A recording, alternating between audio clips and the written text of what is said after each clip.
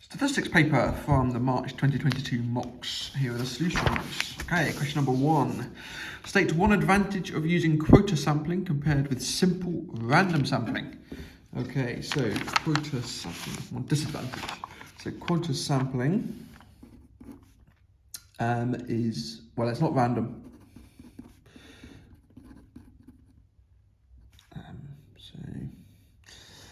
Might not represent the population as well as you need it to. Part B. In a university, 8% of students are members of the university dance club, and a random sample of 36 students is taken from the university. The random variable x represents the number of these students who are members of the dance club. Using a suitable model for x, find the probability that x equals 4 and the probability that x is greater than or equal to 7. Okay, so this is going to be a binomial distribution because either a student is a member of the dance club or they're not. So we're going to distribute x binomially. N is 36, and the probability that any one student is a member of the dance club is 0.08. Okay, so probability that x equals 4, so part I, the probability that x is equal to 4, that is going to equal 0.08 to the power 4 times 0.92 to the power of 36 minus 4 times 36 choose 4.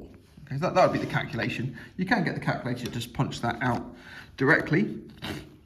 Okay, so how do I find this? Option, probability. Okay, NCR, so I want 36 choose 4 times, let's put that in brackets in case it rolls out, 0.08 to the power 4 times 0.92 to the power 32, 0.92 to the power 32, 0.1674. Okay, so that's the probability there. I tend to leave probabilities to 4 decimal places. It's just a good number to work with. Part B, part 2, probability that x is greater than or equal to 7. This is going to be equal to the sum from r equals 7 up to 36 of 36 choose r times 0.08 to the power r times 0.92 to the power 36 minus r. Again, that's the calculation. You can actually punch it through the calculator in statistics mode to actually calculate this, but I quite like using the sigma. Okay, so I want 36, choose, let's go with r, let's just keep it as r, times 0.08 to the power of r, times 0.92, and that's going to be the power of 36 minus r. And I want to go from r is 7 up to 36. And that is 0.0222. Okay, quite a small probability for that occurrence. Just to show you how you would do it on statistics mode. So statistics, we want a distribution. We want it to be binomial. Cumulative distribution, we want it as a variable, not looking at the list. So the lower is 7, the upper is 36, that's all of them. The number of trials is 36, and the p-value of success per trial is 0.08, and there you go, it kicks out the number there. So that's how you would use the calculator to do that in stats mode. Okay, only 40% of the university dance club members can dance the tango. Find the probability that a student is a member of the university dance club and can dance the tango. Okay, so let's see. We just need to times these together. So probability that any student from the university is in a dance club and can dance the tango is going to be 0.08 times 0.4, which comes out to be 0.0320. That's the answer there. A random sample of 50 students is taken from the university. Find the probability that fewer than 3 of these students are members of the university dance club and can dance the tango. Okay, so fewer than 3, that's strictly fewer than 3. So, part D, what's the probability that, we can't call it X, we've used X, let's say Y is less than 3. That's going to equal the probability that Y is less than or equal to 2 because the binomial distribution is discrete. And we use a calculator for this. So we want from 0 to 2, there's 50 students now being chosen. And the probability was actually the probability that we got from the answer to part C. So 0.7851. And that's using that Y is distributed binomially with 50 trials because 50 students are being chosen and the probability of success per trial is 0.032. And what's the probability that Y is equal to 0, 1 or 2? Okay, if you're going to use sigma notation, then that would be equal to the sum from R equals 0 to 2 of 50 choose R times 0.032 to the R times 0.968 to the 50 minus R, and that would give you the same number. Okay, that answers question 1. Question 2. Mark took a random sample of 16 students from a school and for each student recorded the number of letters X in their last name and the number of letters Y in their first name. His results are shown in a scatter diagram on the next page. Describe the correlation between X and Y. Okay, here's our scatter diagram. Describe the correlation, kind of something that you'd look at on GCSE level. It's definitely not positive, is it? It's kind of a negative correlation. Not massively strong, but not massively weak either. So I'd just say perhaps a negative correlation for that one. It's only 1 mark, so that should probably be good enough. Part B, Mark suggests that parents with long last names tend to give their children shorter first names. So use the scatter diagram to comment on Mark's suggestion, giving a reason for your answer. Yes, it is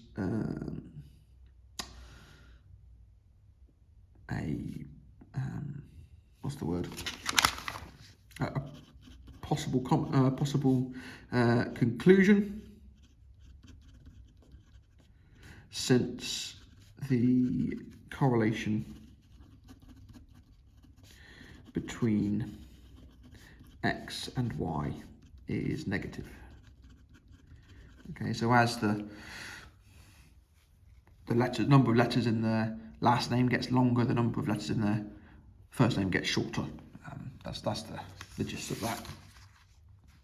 Okay, the results from Mark's random sample of 16 observations are given in the table below. So we've got 16 observations here as a scatter diagram, but that's now been given in a table, slightly easier to work with. Part C, use your calculator to find the product moment correlation coefficient between X and Y for these data. Okay, so we need to go into stats mode now. Try what it was. Exit that. Right, so I want to fill out my 2 lists. So I'm going to do 3, 6, 8, 7, 5, 3, 11, 3, 4, 5, 4, 9, 7, 10, 6, 6. Okay, that's the first list. Second list, making sure they're in the same lines, of course, because the data comes in pairs. 7, 7, 4, 4, 6, 8, 5, 5, 8, 4, 7, 4, 5, 5, 6, 3. Okay, and we want to do a calculation. There we go, calc. 1 variable calculation. Regression calculation. Want a linear regression model. It doesn't matter actually at those 2. Because we're only looking for R, and there's our R value, there we go. R is minus 0.5446. Okay, again, I tend to give these to 4 decimal places in statistics. So R equals minus 0.5446. Okay, there we go, we can see that's negative, as expected. Okay, part D. Test whether or not there is evidence of a negative correlation between the number of letters in the last name and the number of letters in the first name. You should state your hypotheses clearly and use a 5% level of significance. Okay, so this value of R here, this is the sample PMCC, which is the PMCC of these 16 data. The question is now asking is, can we use this to decide if that is enough evidence to suggest there is a correlation in the population? Okay, so we would refer to the population PMCC as rho. So for testing PMCC, we always say that rho is 0 as the null hypothesis. And the alternative hypothesis, well, let's just check the wording. Test whether or not that there is evidence of a negative correlation. So we are just testing for negative correlation, not no correlation. So we're testing that rho is negative. So there's our alternative hypothesis. Okay, so now we need the formula book. Okay, so it's given in all of your maths exams. And if we flick open into the statistics mode and keep going, we get to the stats tables, miss the binomials, miss the Poisson. Aha! Critical values for correlation coefficients. Perfect. PMCC, that's the left-hand side of the table. Just check the level that we're testing at. Question says the 5% level of significance. It is a one-tail test, so therefore 5% is the value that we want. And how many data points do we have? We had 16, so read that off. There's our critical value, 0.4259. Okay, so critical value equals 0.4259. That was taken from the tables. And that was, the probability was 0.05 and N was 16 for the PMCC. So now to decide if that is significant or not, well, let's just think about what this is doing. The PMCC is a value that's between -1 and 1, with 0 bang in the middle. And our sample was minus 0.5446, so that's here, there's our sample. And the critical value is plus or minus. We just want the minus one because we're just looking at the left tail. So there's our critical value, and we can see that our sample is further away from the null hypothesis than the critical value. So we say that the result is significant. So just conclude 0.4259, or negative 0.4259, that is greater than minus 0.5446. Therefore, the result is significant. Therefore, there is evidence to reject H0 and accept H1. And just conclude with a sentence at the bottom. There is sufficient evidence. You can never say with certainty in statistics. So you've got to say there's evidence to suggest that. Okay, there's sufficient evidence to suggest there is a negative correlation between the length of first name and last name. Okay. You should use that on the next page. Really, don't wait outside the boxes. Okay, question number 3. Stav is studying the large data set for September 2015. He codes the variable daily mean pressure X using the formula Y equals X minus 1010. The data for all 30 days from Hern are summarized by Y equals 214, and the sum of Y squared is 5,912. State the units of the variable x. So this really is a test of your column headers in your data set. You need to know what the column headers are in the data set. You need to know what they're measured in. The daily mean pressure is measured in hectopascals, so HPA. If you wrote pascals, then that's not right. That is a unit of pressure, but that's not what the large data set uses. You've got to use hectopascals or HPA. Hecto.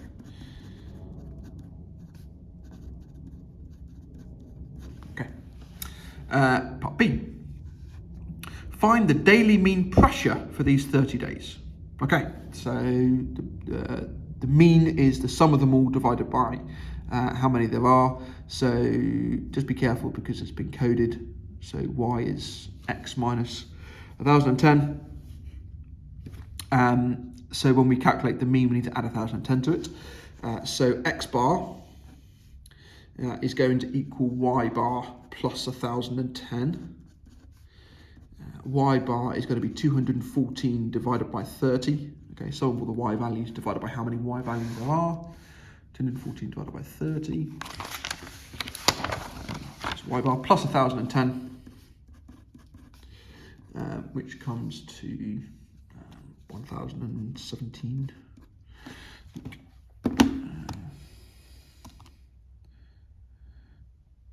214 over 30 plus 1,010.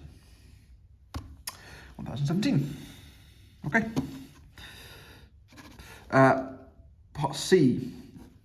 Find the standard deviation of the daily mean pressure for these 30 days. Okay, now standard deviation for x, so I'm going to go sigma x, is going to equal sigma y. Okay, it's not like the mean, which translated, that 1,010 does nothing to the standard deviation, because if you're just translating a bunch of data from here to here, then they're just as spread, because everything is moved relative to itself. So there's no more spread in a translation.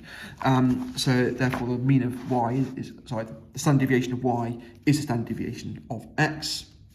So that's going to equal the square root of the sum of y squared, which is 5,912, given in the question, divided by n, minus the mean squared. Now we want sigma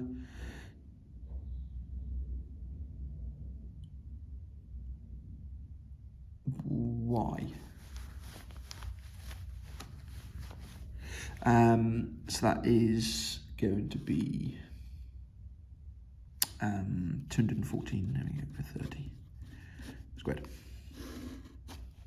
Okay.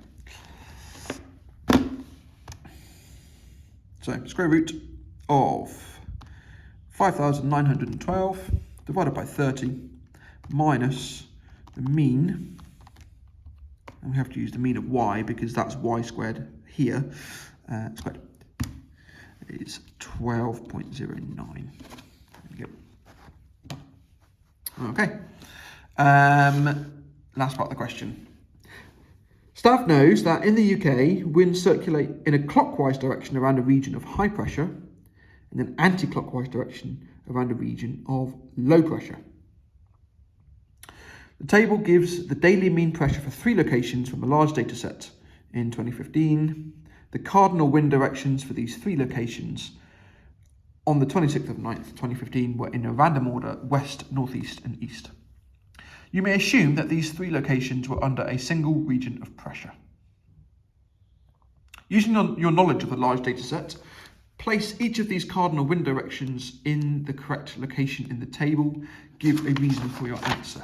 Okay, so this is where you need to know where these locations around the UK are. So forgive my hideous drawing, but I'm going to draw the UK. Got a bulbous bit there, doesn't it? Goes up, and we've got Scotland over there, and then we've got Wales, and yeah, that'll do. Not great, but it'll do. Right, so we've got Camborne down in Cornwall, we've got Herne on the south coast, we've got Heathrow to the west of London, we've got Leeming up in the middle there, and then we've got Lurches up on the coast up there. Which 3 is it dealing with? Well, it's dealing with Heathrow. So that's the one that's here. Herne, that's the one on the south coast, and Lurches, that's the one in the north. And which wind directions do we have? Well, we have west, it's going that way, we have east, and we have northeast. Okay, so those are the three directions. So if you just look at those three and look at these three locations, then there really is only one answer that can be. That one has to be there, that one has to be there, and that one has to be there for them to be rotating around the same region. That really is the only solution. Also, just to kind of corroborate that, we've got the daily mean pressures of Heathrow, Herne and Lurches are 1,028, 1,029. That is higher than the mean. Okay, the mean is the mean was 1,017. So we're looking at a high pressure. So we're looking at a clockwise rotation, and oh, that's not a clockwise rotation. That is an anti-clockwise rotation.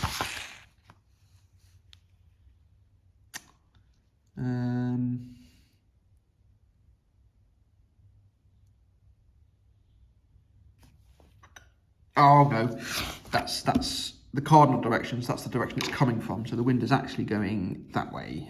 Sorry, that way. So yeah, the cardinal direction column is where the wind is coming from, and not where the wind is going. So we're going to have the wind going that way here, going that way here, and going that way here for it to be going clockwise because it's a high pressure system. So therefore, the cardinal direction of that one is west, that one is northeast, and that one is east. Okay. So around Heathrow we're looking at northeast, around Herne it's east, and then Lurches it's west. And it does say to justify your answer. I think the diagram probably does justify it, but just write a little sentence about what I've talked about there. So the pressures are higher than the mean, significantly higher as well. Therefore, we can assume a high pressure system. And the cardinal direction is where the wind is coming from.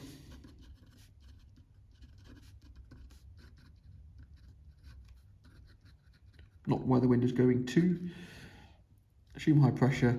That implies it's a clockwise rotation. Okay, that's plenty of justification there, really. I do think the diagram will probably be enough. It shows that you thought about the locations and the direction of the wind. But a sentence just to solidify the mark would be a good idea. Okay, question 4. A large college produces 3 magazines. One magazine is about green issues, one is about equality, and one is about sports. A student at the college is selected at random, and the events G, E, and S are defined as follows. So G is the event that a student reads green issues, E is equality, and S is sports. The Venn diagram, where P, Q, R, and T are probabilities, gives the probability for each subset. For 1 mark, find the proportion of students in the college who read exactly one of these magazines. Okay, well, this is reading 1, this is reading 1, and this is reading 1. So we just need to sum those up. So for 1 mark, 0.08 plus 0.09 plus 0.36 is 0.53. So 53%. Puppy. Okay. No student reads all 3 magazines, and we're told the probability of G is a quarter. For 3 marks, find the value of P and find the value of Q. Okay, so no student reads all 3 magazines, so that says that this is empty. So therefore Q is P is 0.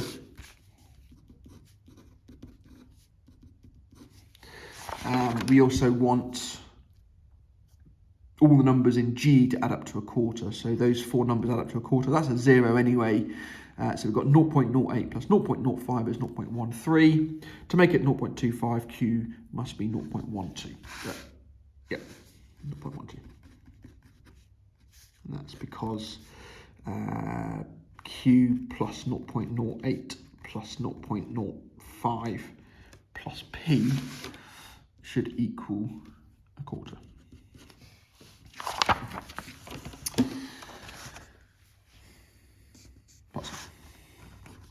Given that P, the probability of S given E is 5/12, find the value of R and the value of T. So this is a conditional probability. So find the given that the probability that S is true, given that E is true. So rather than looking at this whole rectangle as being our sample space, this is now our sample space for this part of the question. Okay. So the probability that S is true, given that E is true, is going to be, S given E, is going to be P plus R. That's okay, so P plus R, that's the probability that S is true, divided by our sample space probability, which is P plus R plus 0.05 plus 0.09. Okay, probability of S given the probability of S and E, if you like. Okay. Sorry, wrong way around. Probability of S and E divided by probability of E. So that's going to equal, well, we know that P is 0, so actually that can just cancel out. So we get R divided by R plus 0.14, and we want this to equal 5/12, because that's what's given in the question. And now that's just a linear equation to solve. So R equals, or 12R equals 5R plus 0.7. So 7R equals 0.7, so R is 0.1. Lovely. And it also wants us to find the value of T. Well, if you go back to our Venn diagram, we've got a value for Q, P, and R. We've got these four numbers. So T is now the only unknown. And because this is our sample space, all of those numbers must sum to 1. Okay, our student has to be in one of those regions. So therefore, we can calculate T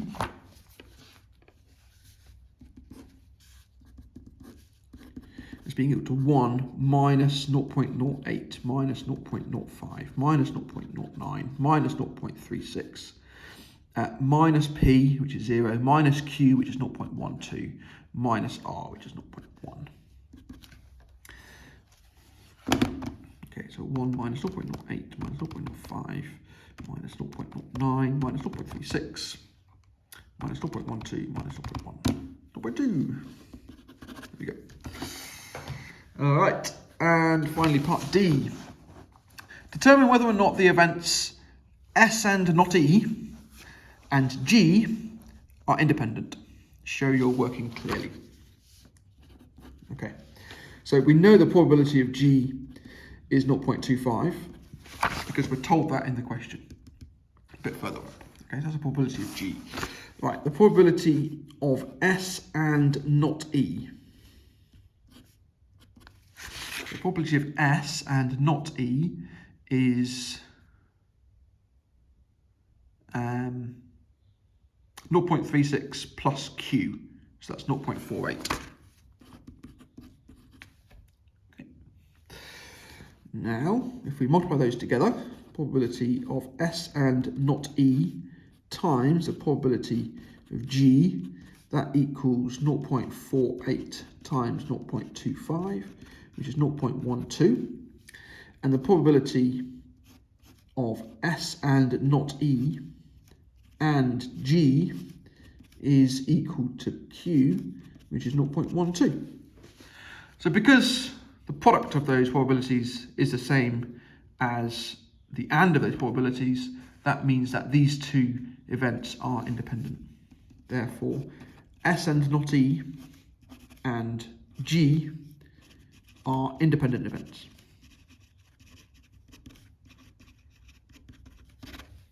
There we go, sorted. Question 5.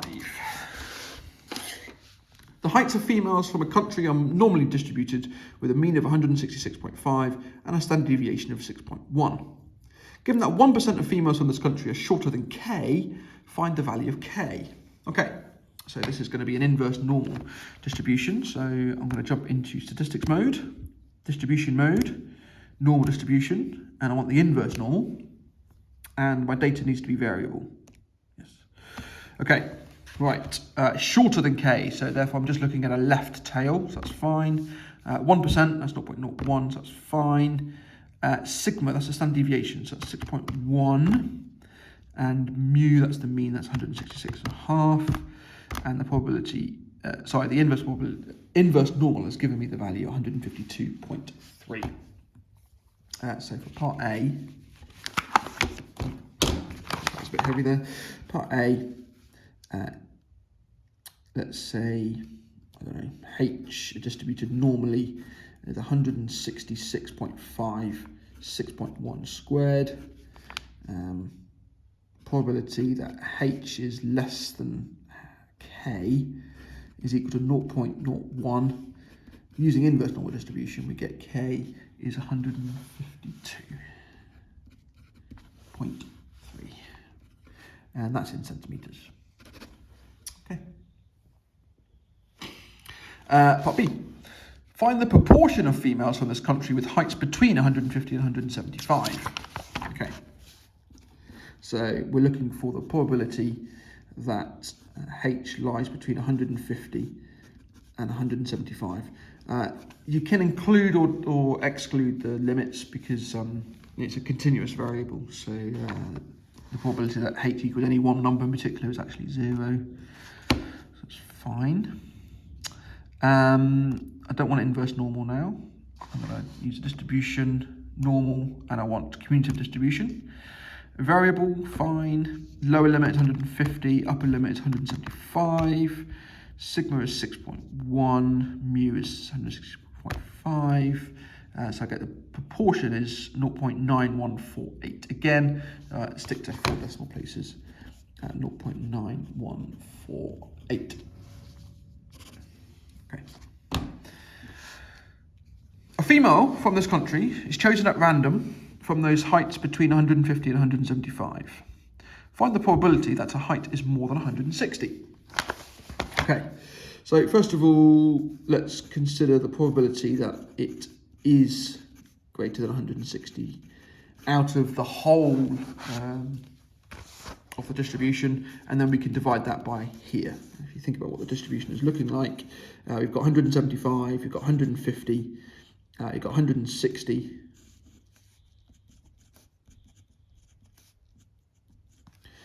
Okay, if we calculate this area here and divide it by this area here, that'll give us the right proportion that we're looking for because it's given that the person has chosen between 150 and 175 in the first place. So I'm just going to change the 150 for 160 and the calculation is the same. So that comes out to be 0.7749. Therefore, the probability I want is 0.7749 divided by 0.9148. I should probably use a bit more sig fig in a calculation, so I'm just going to pop some more in. 7749, 4882. And I do need to go back and get my 150 value again. 0.9148, 4094. So now I'm going to go back into computation mode. 0.7749, 4882. I'm not going to get any rounding errors. 0.91484094. 0.8471.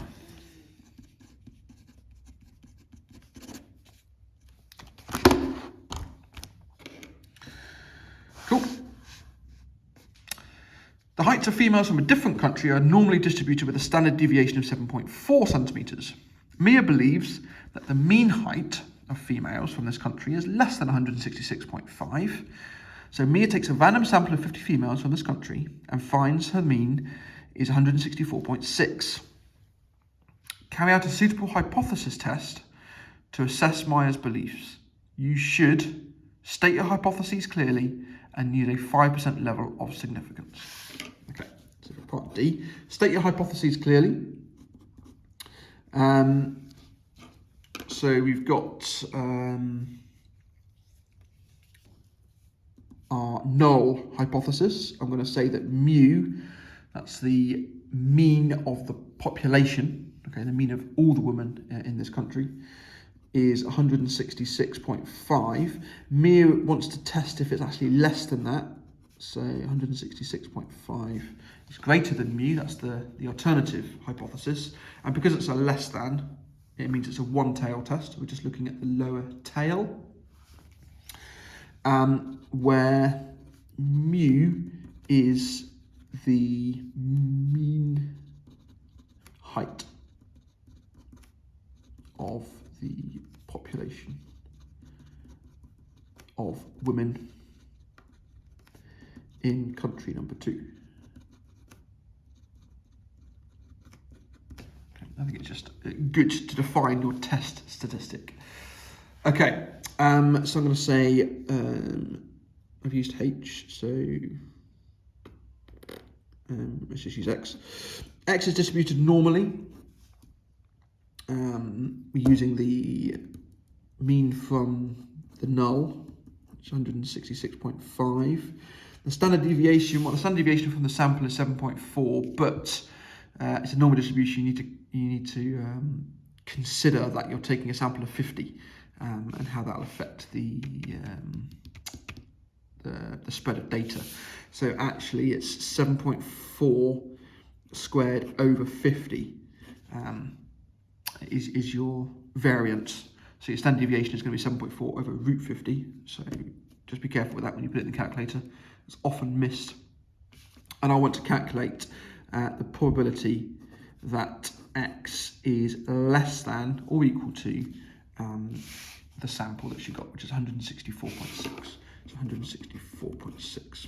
Okay, so calculator. Back into stats mode. Stats mode. Distribution, normal distribution, cumulative distribution. The lower end, negative infinity, all the way down there. 0 is far enough away to do that, so that's fine. Upper is 164.6. The sigma, that's a 7.4 over root 50. And the mean is 166.5. And the probability of that happening is 0.0347. And we are told to test at the 5% level of significance. This is less than 5%. Okay, so the chance of this being the correct distribution is smaller than 5%. Okay, based on the results she got from her sample. Therefore, there is sufficient evidence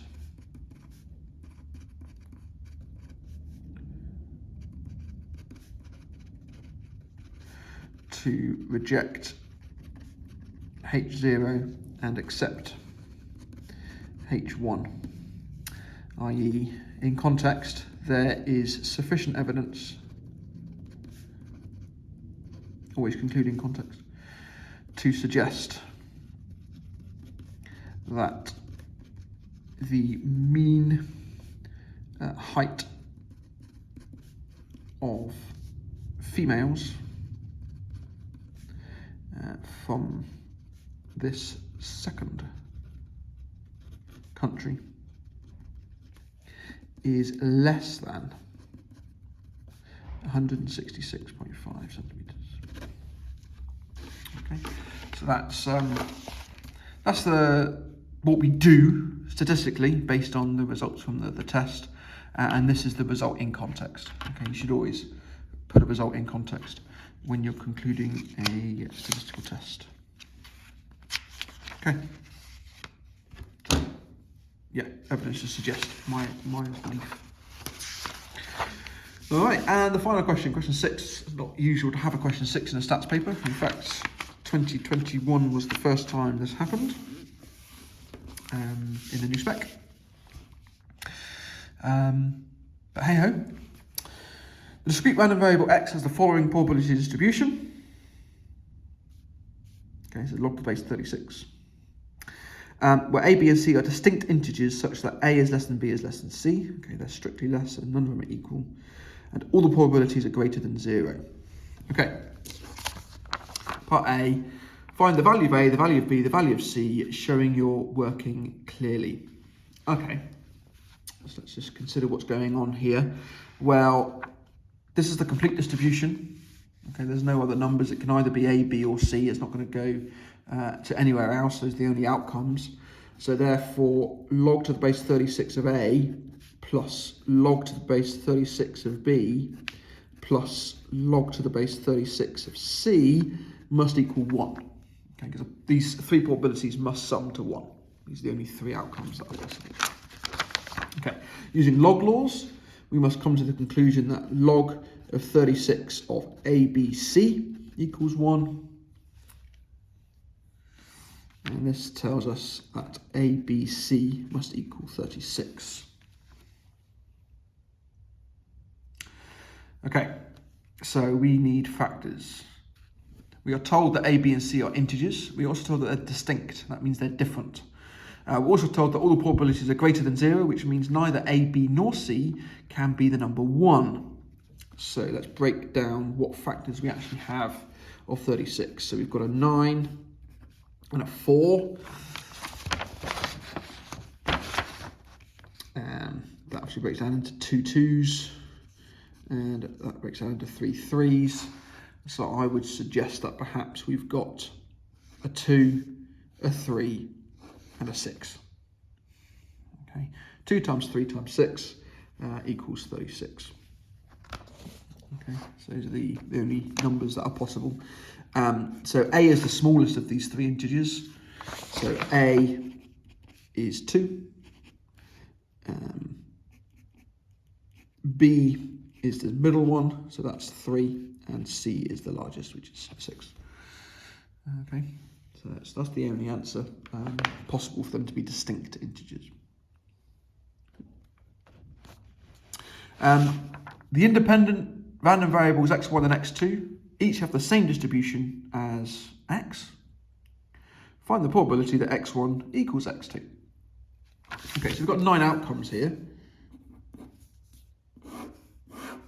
A, B, C from x1 and A, B, C from x2, and we're looking for this probability, and this probability. Okay, we don't care about those 6. All right, they're not equal. What's the probability that x1 equals x2? So probability that they're both A, probability that they're both B, probability that they're both C. So we are going to have then probability that x1 equals x2 is going to equal log to the base 36 of 2 squared plus log to the base 36 of 3 squared, and that's the log squared, not the contents of the log squared, so I can't use a log law there, plus log to the base 36 of 6 squared. Okay, that's the probability that goes there, that's the probability that goes there, and that's the probability that goes there. Okay, that's using this sample space diagram. You could use a tree diagram to visualize it, or you could just substitute to the equation, not a problem. Okay, so into run mode. Right, I want a customizable base. Log 36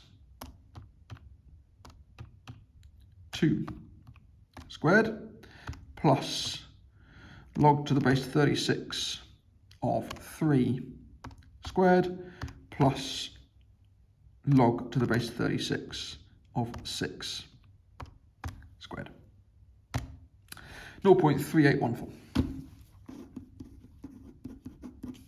Again, leaving probability answers to 4 decimal places. It's just a good habit for statistics. You can't go too far wrong if you do that.